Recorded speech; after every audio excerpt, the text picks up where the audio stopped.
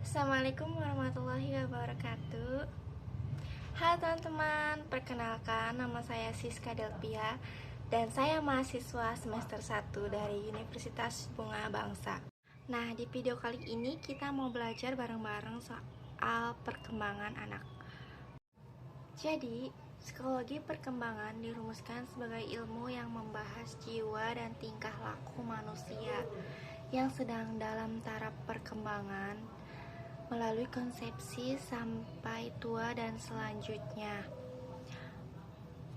Berdasarkan pertumbuhan kematangan, belajar dan pengalaman, Dr. Randa Kartini Kartono dalam psikologi anak, psikologi perkembangan adalah suatu ilmu yang mempelajari tingkah laku manusia yang dimulai dengan periode masa bayi, anak pemain, anak sekolah, remaja, sampai periode adolescent menjelang dewasa. Adapun faktor-faktor yang mempengaruhi perkembangan seperti yang pertama, faktor herediter atau warisan sejak lahir, antara lain bentuk tubuh, raut muka, warna kulit, inteligensi, bakat, sifat-sifat atau watak. Kedua, faktor lingkungan yang menguntungkan atau merugikan. Contohnya, keluarga yang mengasuh dan membesarkan anak, sekolah tempat anak mendidik, masyarakat tempat anak bergaul, juga bermain. Ketiga, kematangan fungsi-fungsi organis dan psikis.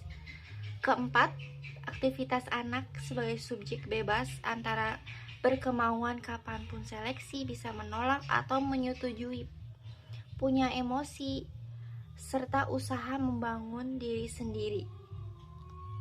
Dan kelima, antara lain yaitu ketentuan Tuhan atau takdir ilahi.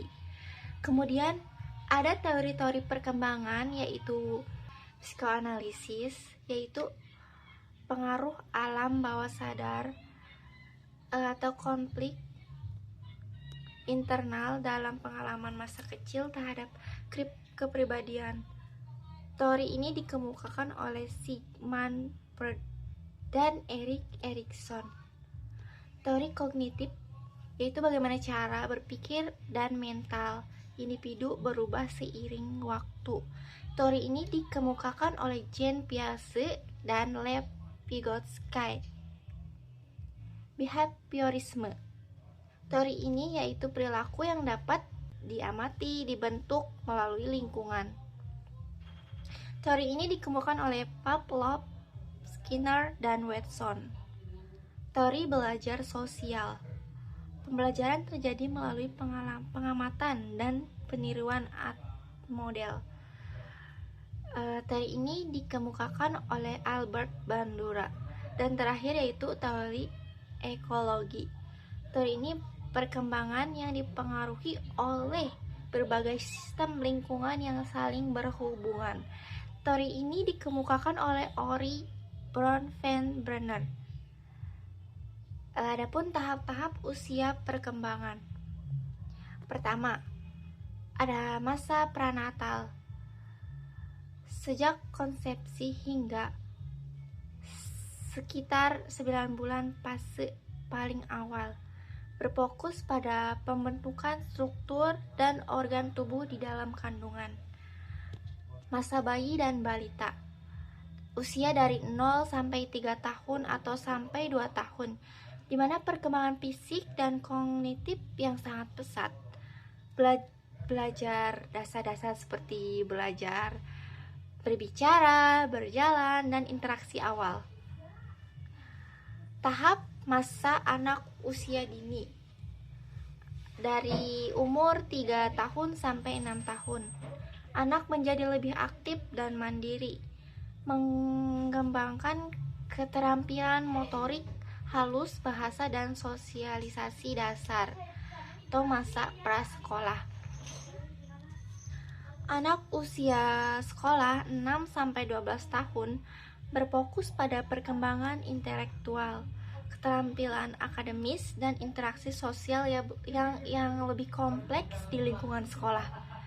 Masa remaja usia 12 sampai 18 tahun, masa transisi yang ditandai dengan pubertas, perubahan fisik dan emosional signifikan, serta pencarian identitas. Tahap ini sering dibagi menjadi 3, yaitu remaja awal, remaja tengah, dan remaja akhir. Dan tahap dewasa awal, usia dari 18 tahun sampai 40 tahun. Tahap ini puncak fisik, fokus pada pengambilan keputusan penting, membangun karir, membentuk hubungan sosial atau keluarga, dan tanggung jawab hidup. Masa dewasa madya antara umur 40 tahun sampai umur 65 tahun. Ciri-ciri yaitu perubahan karir atau peran dan menghadapi penuaan. Masa dewasa akhir atau lanjut usia, umur dari 65 tahun ke atas. Ciri-cirinya yaitu penurunan fisik, fokus pada pemeliharaan kesehatan, evaluasi hidup, dan penyesuaian terhadap perubahan sosial. Nah, kalau tadi kita belajar tentang tahap-tahap perkembangan, sekarang kita akan belajar perkembangan pada remaja, pola perkembangan pada remaja. Nah, pola perkembangan remaja adalah proses perubahan yang terjadi pada individu dari masa kanak-kanak menuju dewasa. Pola ini terjadi di beberapa aspek utama dan juga dibagi dalam beberapa tahap usia, yaitu perkembangan fisik. Fase ini ditandai dengan pubertas dan percepatan pertumbuhan yang signifikan. 2. Perkembangan kognitif atau pola pikir. Kemampuan berpikir remaja menjadi lebih kompleks dan abstrak, yaitu mampu berpikir secara ilmiah, merumuskan masalah, menyusun hipotesis, dan menarik kesimpulan. Ketiga, perkembangan emosional sosial. Aspek ini melibatkan berbagai remaja mengelola perasaan dan interaksi dengan lingkungan, dan juga mulai mencari identitas diri yang sesuai dengan keyakinan. Nah, demikian pembahasan di video kali ini. Kurang lebihnya mohon maaf. Saya akhiri. Wabillahi taufiq wal hidayah. Wassalamualaikum warahmatullahi wabarakatuh. Sampai jumpa di video selanjutnya.